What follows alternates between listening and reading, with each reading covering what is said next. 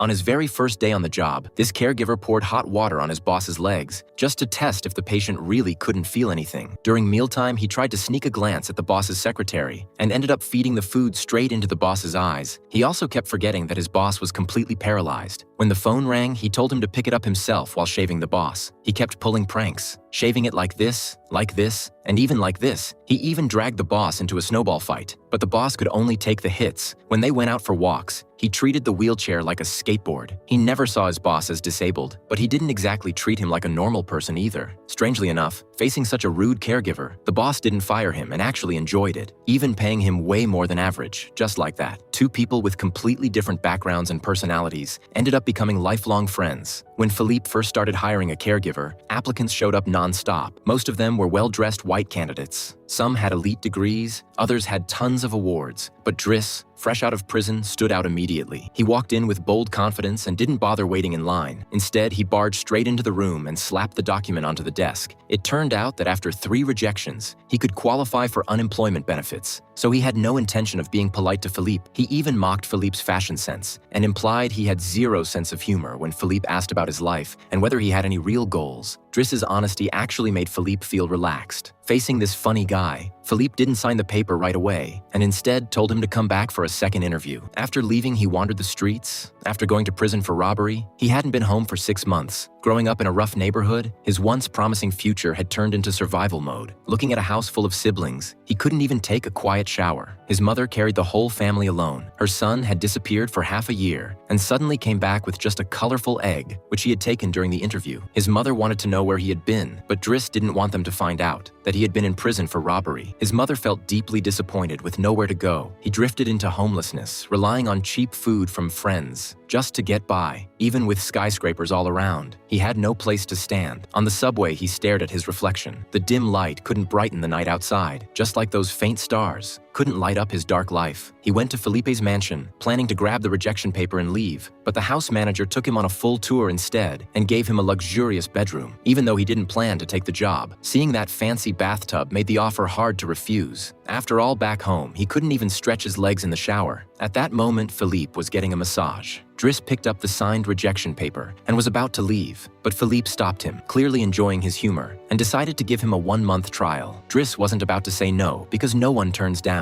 a king-size bed and a luxury bathroom.